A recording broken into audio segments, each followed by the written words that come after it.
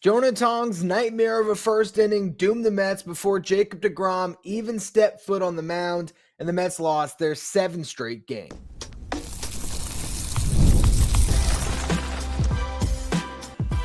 You are Locked On Mets, your daily New York Mets podcast. Part of the Locked On Podcast Network, your team every day.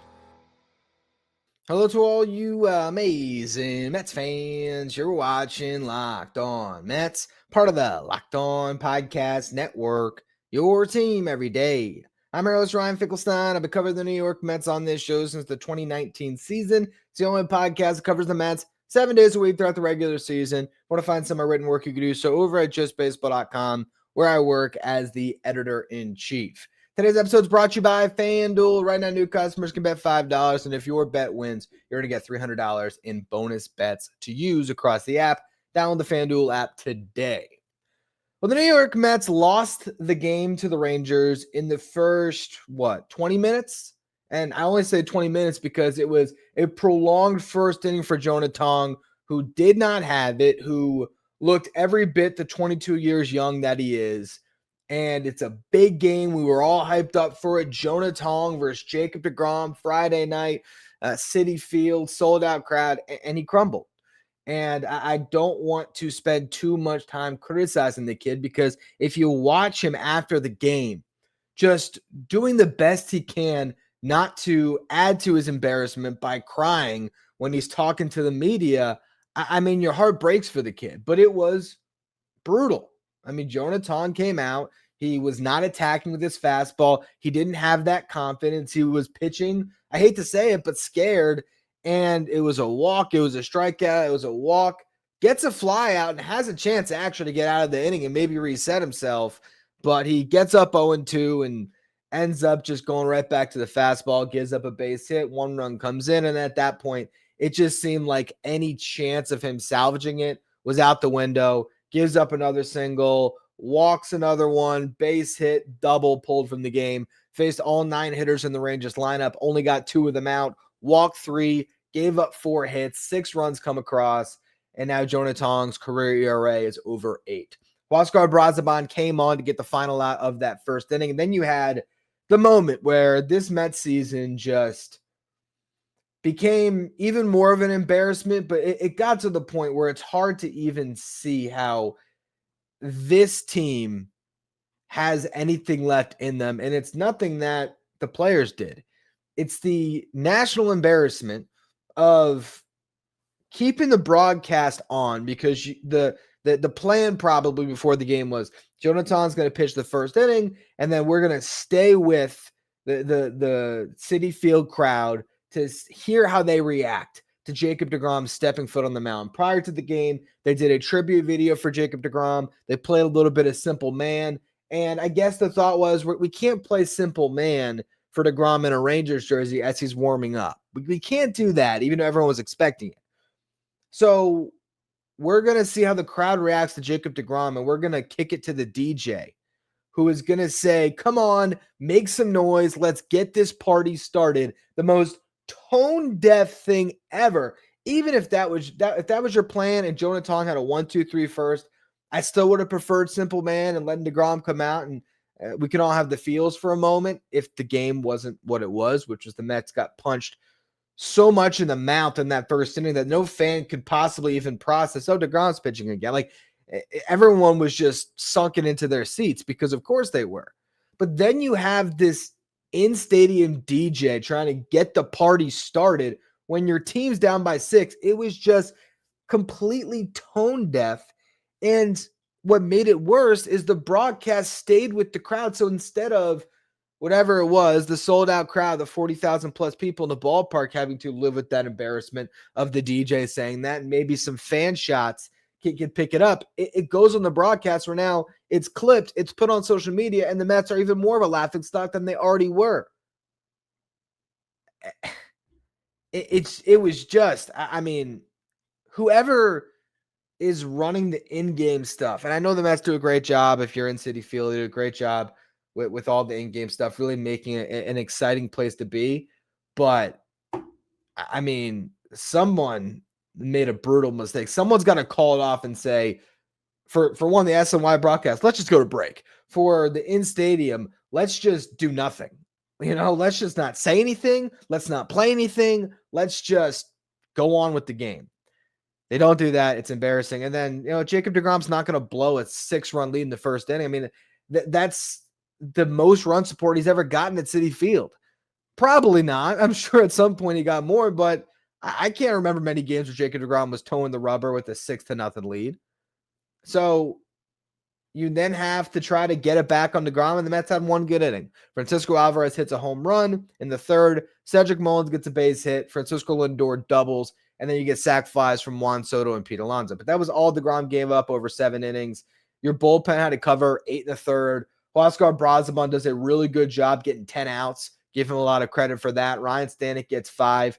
Gregory Soto, I think he got 4, but he gave up 2 runs. And once he did give up those 2 runs, it was over. I mean, it already was over, but you had a semblance of hope trailing 6-3 that maybe you could get back into it.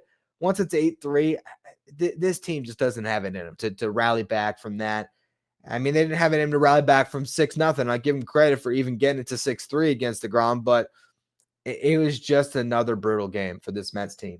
You get scoreless inning from Garrett, scoreless inning for Helsley, but now you've exhausted your bullpen even more going into tomorrow's game. And the crazy thing was, for a second, I almost thought we were going to be able to do a show where it was a commentary of how pathetic the NL wildcard race is, because almost every single other team lost. The Diamondbacks had a chance to get, I think, 2 games back. They scored 4 runs in the top of the 9th inning against the Twins to take a lead, and then they gave up 3 runs in the bottom half as they walked it off, and the Diamondbacks lost. The Reds got shut out, and the hitter's haven that is Sacramento did not score a run. They lose 3-0. And then it came down to Giants-Dodgers, a really good game. I watched the final 4 or 5 innings of it. Yoshinobu Yamamoto versus Justin Verlander, pitchers duel all the way through, 1-1 going into the late innings. Dodgers weren't able to score. It goes into extras, and then you have bottom of the 10th, bases loaded. Patrick Bailey walks it off. So now the Giants are a half a game back in the Mets, and in some ways, rightfully so. The Mets don't deserve to just keep on hanging on to this lead when they've been the worst team in baseball for months now. And I guess there's a couple teams worse. The White Sox, who are the Rockies maybe. I don't even know. The Twins have been pretty bad, but here's the bottom line. The Mets started out the year 45-24. They had the best record in baseball. Kodai Senga goes down. Since then, they're 31-48. That's a 64-win pace. This is the first time the Mets have had 3 separate 7-game losing streaks in a season since 1980, and the 1980 New York Mets were 67-95. This current Mets team over this past 79 game span is playing at a 64-win pace. They've been awful. They've been playing damn near like a 100-loss team. First 7-game losing streak came right after Senga went down. Lost 7 in a row, kicked off a stretch where they lost 3 of 14 to close out June and go into July. They settled back in early on in July. They went on a stretch where they won 14 out of 21 games. They were 14-7 going into that final series before the trade deadline against the Padres. They got swept, still made all those trades, and the free fall continued. 11-17 in August, now 3-11, or excuse me, 3-8 out of their first 11 games in September. So put it all together. Since that series before the deadline, what are the Mets? They're 14-28. They've lost 2/3 of their games, and they got 14 games left. Can they actually get back in this thing? I don't even know, but we're going to talk about next is Kodai Senga was actually good in AAA.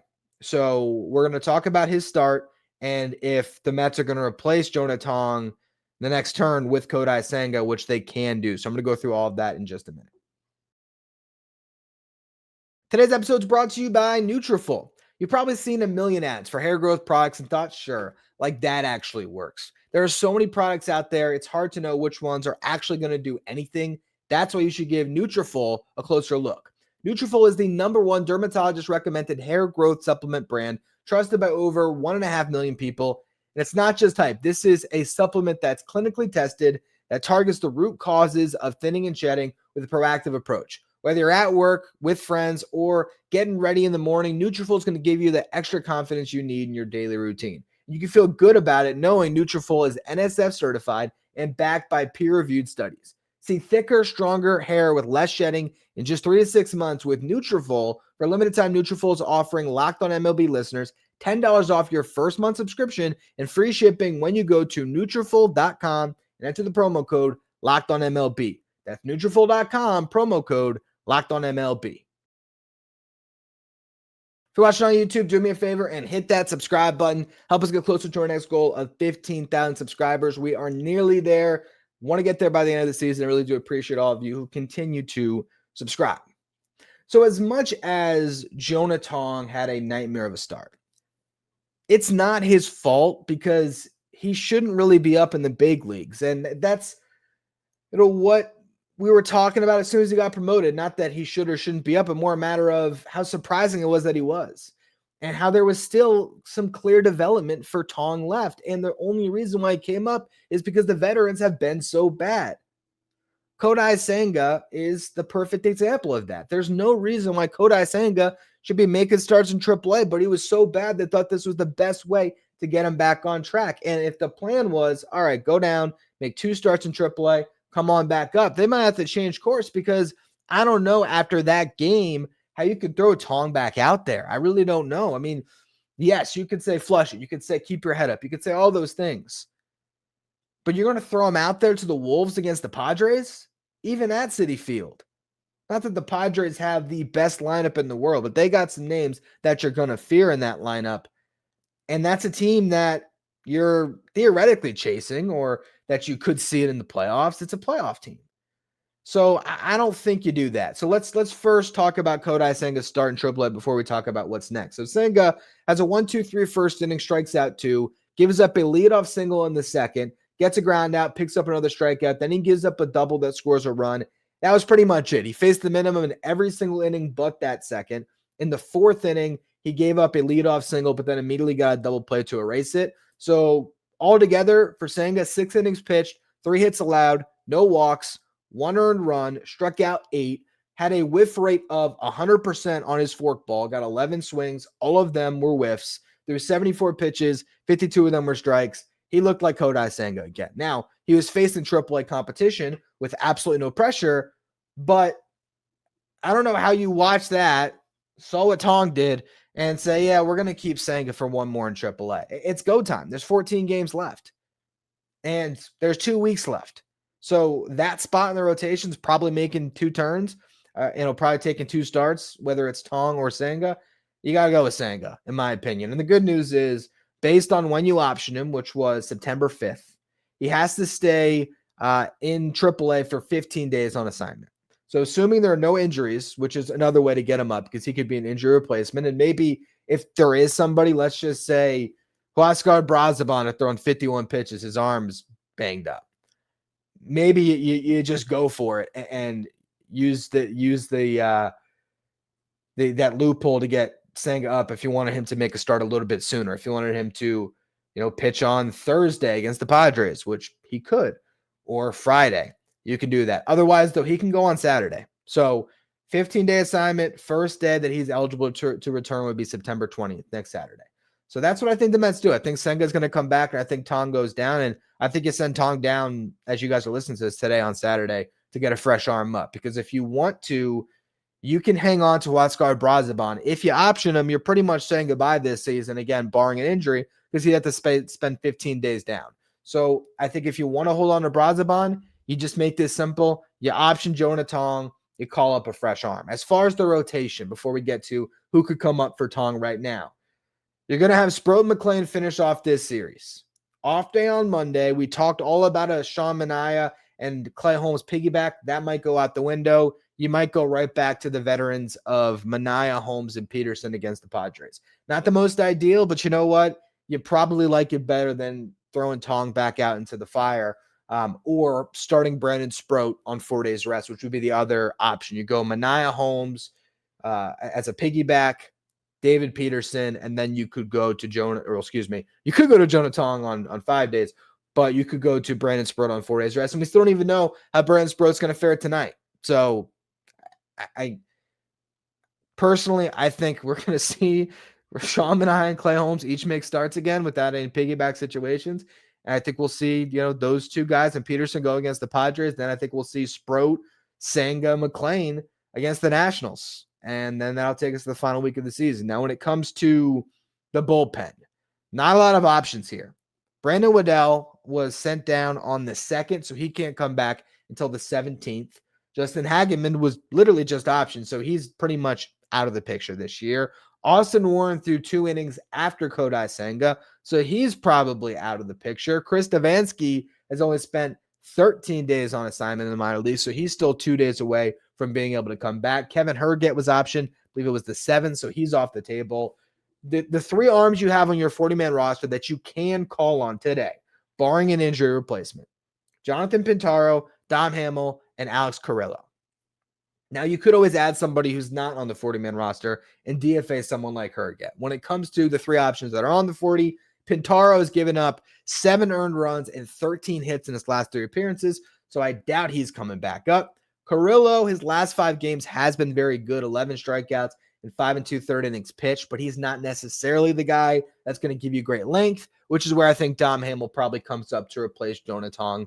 That would be my guess. He has allowed only 1 hit and 1 walk across his last 3 appearances. That spans 7 innings. He last pitched on September 9th. So what is that? 10th, 11th, 12th.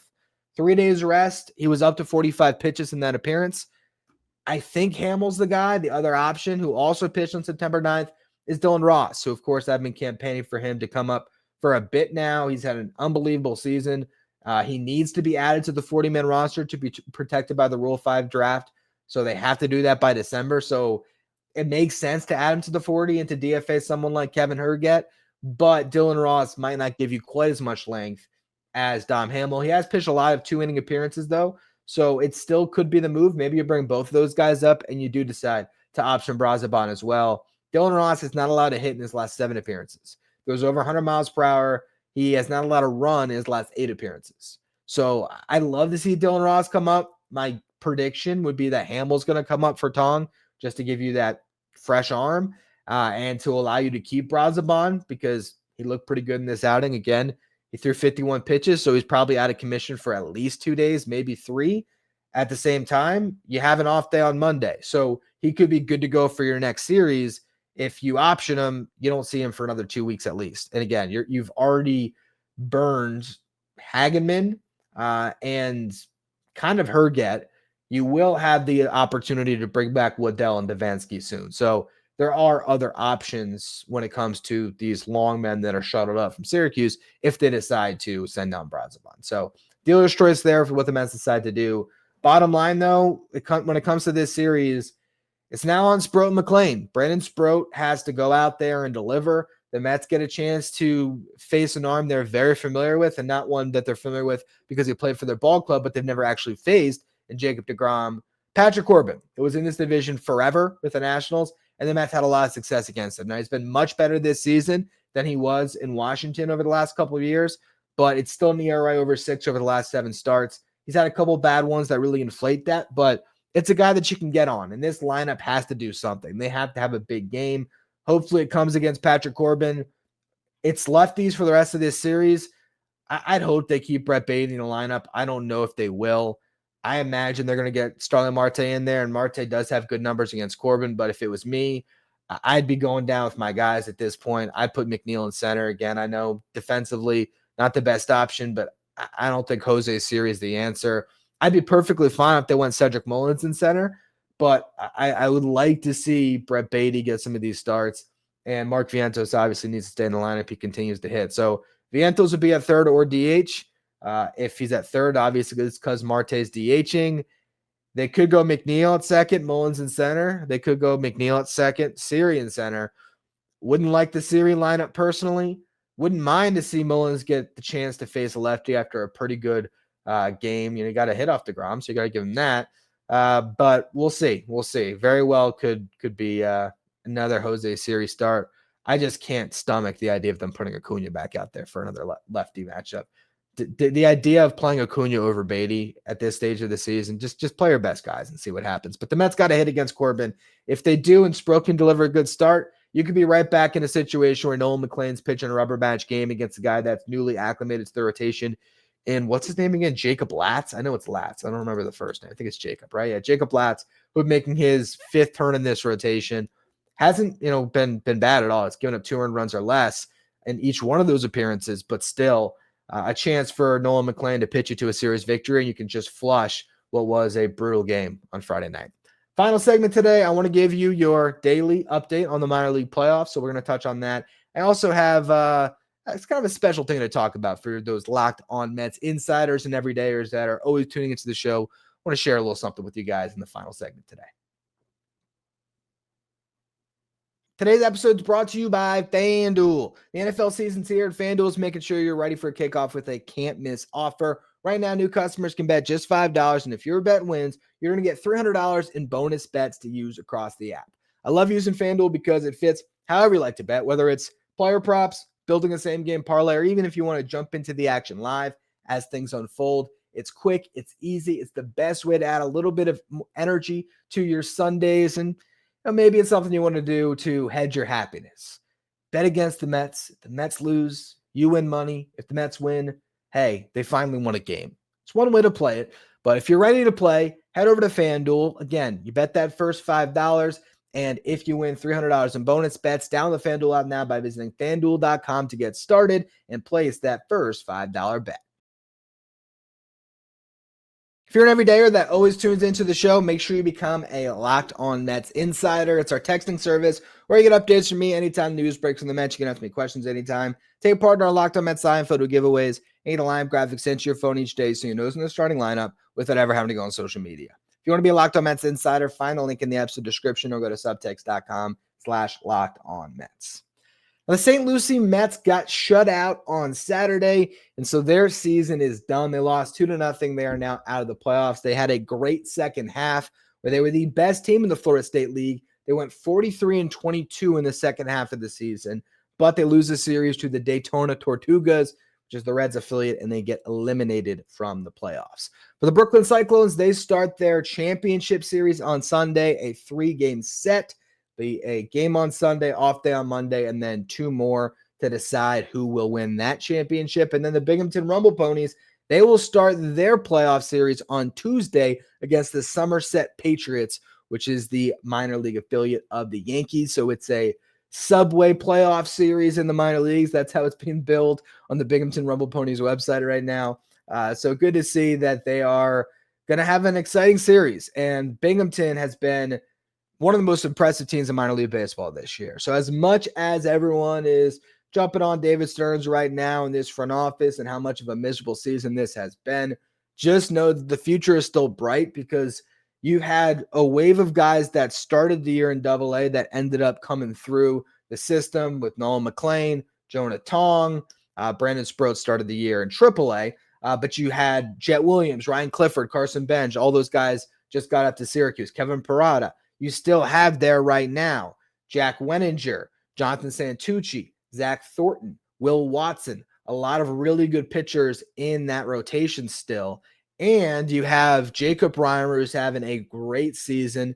He is tearing the cover off the ball in AA. Nick Morabito's been there all year. And even after they had a bunch of promotions, they're still winning games. They are 88-46 this year. They are 2 wins away here from a 90-win season in a 136-game season. They got 2 games left in the regular season before they will square off against, I'm not exactly sure who that team. It honestly doesn't matter who they're squaring off against. But the only other team that's been even close to them in the Eastern League this year has been the Detroit team that is 82-54. I think it's like the Erie something.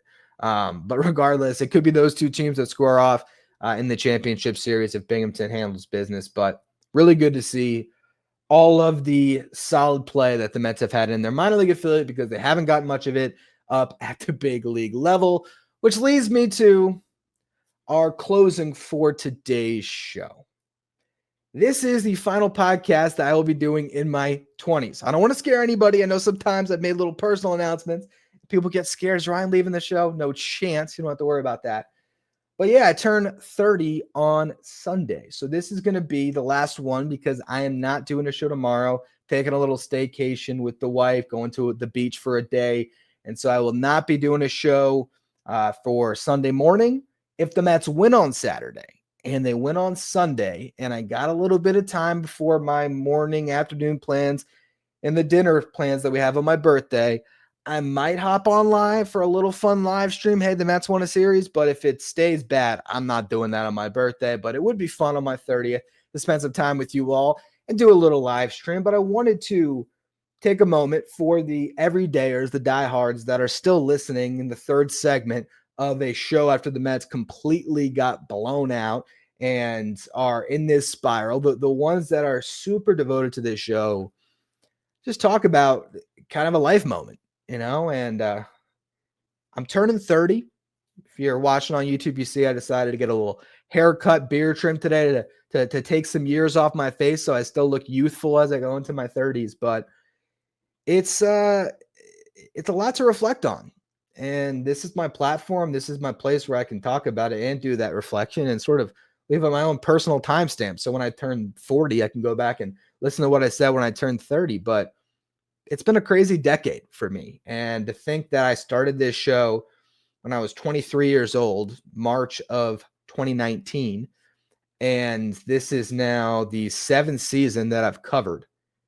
And now I'm a podcaster, when at the time when I did that show, or when I started this, I had no idea what it was going to be. I had no idea that this could be a legitimate career path. I was still a writer. And to just think, it's funny, it's something that came across my head as I was reflecting on this. We talk about it with prospects, how development's not linear. Life development's not linear either. I think about my 20s, and when I first turned 20, point in my life where I was sort of lost after not having baseball in my life anymore, from not being able to play, and just the end of my teenage years, and making some dumb mistakes and decisions. And I kind of turned the corner at 20 as far as like taking school seriously and things of that nature, because I found my passion, and it was the 2015 Mets. And I wrote my first ever article, I think it was September of that year. And it was, you got to sign this guy, but not the guy you're thinking of. And it was a fan shot on Metsmerized. I sent it in. I was a devoted reader of the site, and I sent in a fan shot where I talked about why I thought the Mets should sign Daniel Murphy in the offseason and not Yoenis Cespedes. That Cespedes was the guy everybody was clamoring for, but Daniel Murphy had started to pull the ball, and he was swinging a really good bat, and I thought that he was the guy that the Mets should try to lock up, because it gave them insurance at first base with Duda and third base with Wright's health, and obviously at second, and he was going to come way cheaper than Cespedes. I did research. I went back and forth. I published this whole thing, and I found what I was supposed to do. And I became a journalism major. I started pursuing that, and that first half of my 20s was all towards writing. And being a freelance sports writer ended up being the dream. And it wasn't just baseball. I got away from baseball. I was actually writing more basketball and football, and things were going well. I had an apartment with my best friend, so I was out of the parents' house just on writing and delivering pizza. It was a good time. And then I had a falling out with my best friend. Luckily, we're at good terms now, but I had this fallout with him. It was kind of rough. Moved back in with the parents. COVID happens. And then I lose all my freelance writing work, and I'm left with nothing but this podcast. And that was a rock bottom for me. Development being linear, I went all the way back down. I was unemployed for a while, doing this grind for this podcast. And throughout all of COVID, I was like, I got nothing else to do. I did 5 days a week, and really started to see that maybe this could be something. And I remember my 25th birthday being at maybe the lowest point I've ever been at. It was a quarter life crisis that was brought on partially by COVID, but it was a point in my life where I wasn't where I wanted to be. And I'm back home with my parents, and everything made me miserable. I eventually got back delivering pizza, and that sucked. I'm like, here I am at the same restaurant that I worked when I was a senior in high school and all throughout college, and I'm right back here at 25. And I was really down about it for a couple months until Thanksgiving. I remember 2020, me, my dad, and my grandmother, we had this dinner, just the three of us. My mom had visited her mom, for that Thanksgiving. So just the three of us for this weird COVID Thanksgiving where we're still social distancing from my grandma. And I remember just thinking, why are you feeling so sorry for yourself?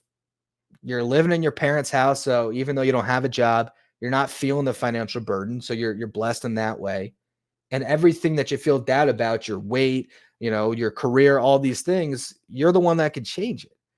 And it lit a fire under me at the time. I remember we were going to go on YouTube. The lockdown was telling us we're going to go to YouTube. That terrified me because I wasn't happy with how I looked and how I felt about myself. And I don't know. It's just like, am I going to give up the one thing I got going for me because of I don't like how I look, or am I going to just focus on changing it?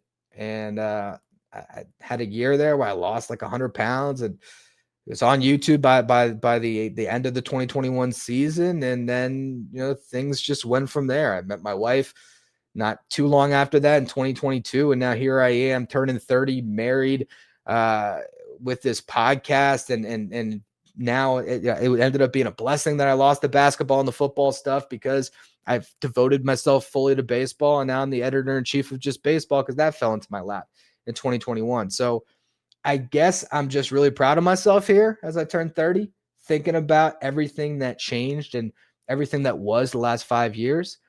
And for those of you that have been along for the ride, I just thank you. And it really, when I connect with, the Locked On Mets insiders through text, or if I go to a Mets game and I get to shake, a listener's hand and you tell me about how you tune in every day, it means the world to me. And it's a really awesome thing that I have this show, and I can't wait to hit 40 and 50. And hopefully, if I'm lucky enough, I'm still doing this thing when I'm 60, and I can continue doing this show that I love. It's even when the Mets are terrible, I still love doing the show. I still love coming on here and talking about all of it.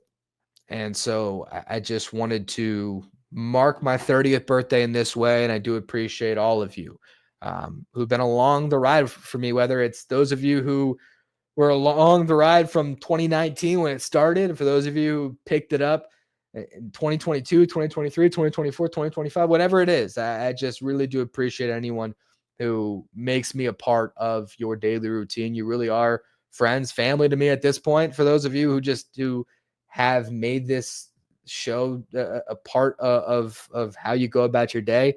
And like I said, I just can't wait till the next 10 years of Locked On Mets. And hopefully some better baseball ahead to close out this season would be nice. Maybe the Mets can do something for me over this weekend and let me have a happy 30th birthday. I'd appreciate it. But that's going to be all for my 20s. Appreciate all of you for tuning in along the way. And again, I'll be back either with a live stream on my actual birthday at the Mets, do something special over the next 2 days. And if they don't, and it's awful, guess what? I'll still have a show for you on Monday, breaking down whatever we saw in this series and looking ahead to whatever's left of the 2025 season. Again, thank you all for tuning in. Make sure you follow, rate, and review wherever you get your podcast. If you're watching on YouTube, hit that subscribe button. If you want to be a Locked On Mets insider, find a link in the episode description or go to subtext.com/LockedOnMets. Thank you for making Locked On Mets your first listen, your first watch every day. Now for your second watch, check out Locked On MLB Game Night, the show that'll take you through all the action in Major League Baseball with insight from our local experts and league-wide experts that'll take you through all the games. Check out Locked On MLB Game Night on the Locked On MLB YouTube channel, as well as the Locked On MLB podcast feed.